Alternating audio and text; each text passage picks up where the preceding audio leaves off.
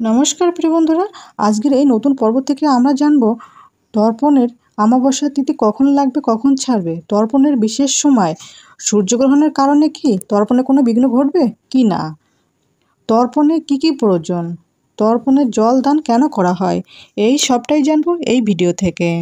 আসতে চলেছে 2025 সালের দুর্গা পুজো। এই বছরের পিতৃপক্ষ শুরু হতে চলেছে আগামী 27 সেপ্টেম্বর রবিবার থেকে এবং পিতৃপক্ষ চলবে 21শে সেপ্টেম্বর পর্যন্ত। এই সময় ভোরবেলা গঙ্গা স্নান করুন, সম্ভব না হলে বাড়িতে গঙ্গার জল দিয়ে তর্পণের কাজ করুন। কোনো পুরোহিত ব্রাহ্মণের সাহায্য নিয়ে তর্পণ করতে হয়। তর্পণের পর ব্রাহ্মণকে দক্ষিণা দিন। দারিদ্র ও অসহায় মানুষদের খাদ্য বস্ত্র দান করার রীতিও প্রচলন আছে। তর্পণ শেষে কাক এবং কুকুরদের খাবার দিয়ে তাদের সেবা করুন। কথায় আছে, জীবে প্রেম করে যে জন সেই জন সেবিষে ঈশ্বর, অর্থাৎ জীবের মধ্যে ঈশ্বরের বাস। মহালয়ার দিন সূর্যগ্রহণ 3 বছর পর আবারও সেরকম দিন হতে চলেছে এবং আপনারা জানেন যে সূর্যগ্রহণ মানে বেশ কিছু কুসংস্কার, আবার বেশ কিছু বাদ বিচারও রয়েছে।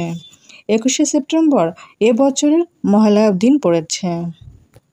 পঞ্জিকা মতে ভোর 3:53 থেকে অমাবস্যা যোগ, তখন থেকেই ভারতের বিভিন্ন ঘাটে ঘাটে পিতৃপুরুষের উদ্দেশ্যে জল ও পিণ্ড নিবেদন করে তাদের আত্মার শান্তি কামনা করা যাবে। অনেকের মনে মহালয়া ঘিরে একরাশ প্রশ্ন রয়েছে। মনে প্রশ্ন জাগছে যে সূর্যগ্রহণের দিন মহালয়া, ফলে বিঘ্ন ঘটতে পারে তর্পণ পর্বে। তবে স্বাস্থ্যবিদরা এই যুক্তি উড়িয়ে দিচ্ছেন। আপাত দৃষ্টিতে দেখা যাচ্ছে যে যেসব বাঙালিরা কুসংস্কারের ধার ধারেন না, তাদের কাছেও একটা বড় প্রশ্ন ছিল যে মহালয়ার দিন যদি সূর্যগ্রহণ হয় তবে তর্পণ করা যাবে তো? পিতৃপুরুষের উদ্দেশ্যে সেই দিন সেই মুহূর্তে শ্রদ্ধা নিবেদনের পাশাপাশি জল নিবেদন ও তর্পণ সম্ভব তো?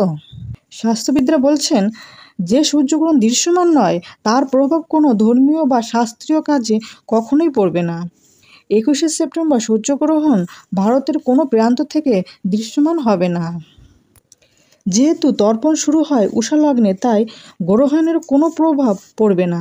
প্রথমত, সূর্যগ্রহণ অদৃশ্য। দ্বিতীয়ত, তর্পণ শুরু হয় উষা লগ্ন থেকে। এই উষা লগ্নের আগেই সূর্যগ্রহণ কেটে যাচ্ছে।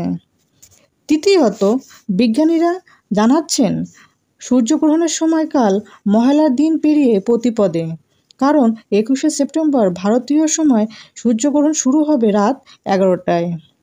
গ্রহণের চূড়ান্ত মুহূর্ত সূর্যের 85.5% ঢাকা পড়বে চাঁদের ছায়ায়।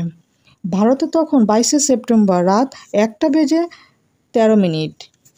গ্রহণ তখন ছেড়ে যাবে, তখন ভারতীয় সময় 22শে সেপ্টেম্বর শেষ রাত 3:22। তর্পণের সময়কাল 21শে সেপ্টেম্বর ভোর 3:53 থেকে বেলা 1:30 মধ্যে। ফলে সূর্যগ্রহণের জেরে তর্পণের বিঘ্ন ঘটার কোনো সম্ভাবনাই নেই। একই সঙ্গে শাস্ত্রবিদ এবং জ্যোতিষবিজ্ঞানীরা সম্পূর্ণভাবে আত্মস্থ করাচ্ছেন গোটা দেশের মানুষকে, কারণ গোটা দেশের কোথাও তর্পণ পর্বে চলবে তার ধারের কাছেও সূর্যগ্রহণের সময় থাকছে না।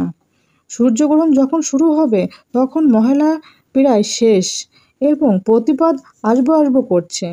এই অবস্থায় তর্পণ 2025 একেবারে নির্বিঘ্নে শাস্ত্র মেনে করা যাবে বলছে উভয় পক্ষ, অর্থাৎ শাস্ত্রবিদ এবং জ্যোতিষবিজ্ঞানীরা। অমাবস্যায় পিতৃপুরুষরা একসময় মনুষ্য লোকের কাছাকাছি চলে আসে জল পাবার আশায়। পুরাণ মতে ব্রহ্মার নির্দেশে গড়ে ওঠে এই মহামিলন ক্ষেত্রটি, তাই এই সময় তর্পণ করে থাকে মানুষেরা। 2025 সালে 1432 বঙ্গাব্দে মহালয়ার পূর্ণাঙ্গ সময়সূচি। 2025 সালে 1432 বঙ্গাব্দে মহালয়ার অমাবস্যা তিথি শুরু হবে ইংরেজির 20 সেপ্টেম্বর 2025, বাংলার 3রা আশ্বিন 1432 বঙ্গাব্দ শনিবার রাত 11:54 পর থেকে। অমাবস্যা তিথি সমাপ্ত হবে ইংরেজি 21শে সেপ্টেম্বর 2025, বাংলার 4ঠা আশ্বিন 1432 বঙ্গাব্দ রবিবার রাত 12:25। 2025 সালে 1432 বঙ্গাব্দে মহালয়ার নিশি পালন ও ব্রত একই দিনে পালন করা হবে, অর্থাৎ 21শে সেপ্টেম্বর রবিবার। 2025 সালে মহালয়ার দিন তর্পণ করার বিশেষ সময় হবে 21শে সেপ্টেম্বর 2025 রবিবার সকাল 11:45 পর থেকে 2:50 মধ্যে। গঙ্গা স্নানের বিশেষ সময় থাকবে 21শে সেপ্টেম্বর 2025 রবিবার সকাল 6টার পর থেকে দুপুর 2:50 পর্যন্ত। মহালয়ার দিন অথবা তর্পণের দিনে কোনো শুভ কাজ করতে নেই, যেমন বিবাহের আলোচনা করা উচিত নয়, বাড়ি গাড়ি কেনা উচিত নয়। মহালয়ার দিনে কোনো নতুন ব্যবসা শুরু করতে নেই। মহালয়ার দিনে আমিষ খাওয়া একদমই উচিত নয়, যেমন মাছ, মাংস, ডিম, পেঁয়াজ, রসুন, মসুরির ডাল ইত্যাদি। তবে মহালয়ার দিনে আপনি ফল মূল, দুধ, দই, ঘি, নানান মিষ্টি ইত্যাদি আহার করতেই পারেন। তর্পণের দিনে বা মহালয়ার দিনে পূর্বপুরুষের ছবির সামনে আমিষ খাবার কখনোই দেবেন না।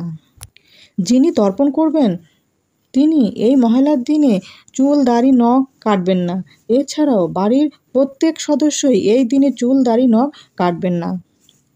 যিনি তর্পণ করবেন তিনি না খেয়ে অর্থাৎ উপোস করে পূর্বপুরুষের উদ্দেশ্যে জল দান করবেন। এই দিন গরিবদের খাদ্য বস্ত্র দান করলে পূর্বপুরুষের আশীর্বাদ পাওয়া যায়। এই দিনে বাড়িতে কেউ আসলে কিছু না কিছু খাওয়ান, কিছু না খাইয়ে যেতে দেবেন না। আপনি যদি তর্পণ করতে নাও পারেন তবে আপনি সকাল সকাল গঙ্গা স্নান করে বা কোনো পবিত্র পুকুরে স্নান করে শুদ্ধ বস্ত্র পরে পূর্বপুরুষের ছবিতে মাল্যদান করে তাদের পছন্দের খাবার নিবেদন করুন। এতে পূর্বপুরুষের আশীর্বাদ লাভ করা যায়। বাড়িতে বিষ্ণু মন্ত্র, গীতা পাঠ, মহাভারত, রামায়ণ বেশি বেশি করে জপ করুন। হরিনাম সংকীর্তনও করতে পারেন। বন্ধুরা, এবার আমরা জেনে নেব তর্পণের মাহাত্ম্য। চন্দ্রভাদ্র পূর্ণিমা থেকে আশ্বিন মাসের অমাবস্যা পর্যন্ত 16 দিন পিতৃপক্ষ। 2025 সালে 1432 বঙ্গাব্দে 7 সেপ্টেম্বর থেকে 21 সেপ্টেম্বর পর্যন্ত পিতৃপক্ষ। এই সময় পিতৃপুরুষেরা পিতৃলোক থেকে এসে জল পিণ্ড গ্রহণ করে মহান আলোয় স্বর্গলোক বা ঊর্ধ্বগতি প্রাপ্ত হন। তাই থেকে একে বলা হয় মহালয়া।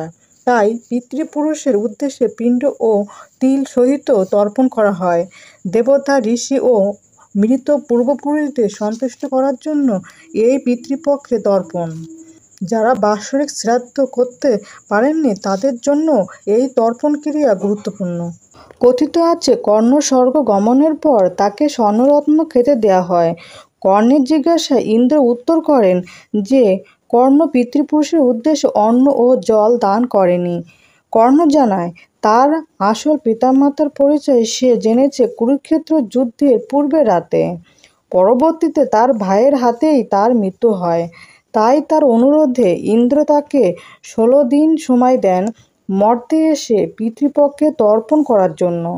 তবে মহালয়া আর দুর্গাপুজোর বিষয়টা এক নয়। মহালয়াকে অনেকে মনে করেন দুর্গাপুজোর একটি মহিষাসুর মর্দিনী অনুষ্ঠান। আসলে মহালয়া হলো পিতৃপুরুষের উদ্দেশ্যে বিশেষ তর্পণাদি অনুষ্ঠান, যেন তারা মহান আলোয়ে গমন করেন বা মহান আলোয় থেকে আশীর্বাদ দান করেন।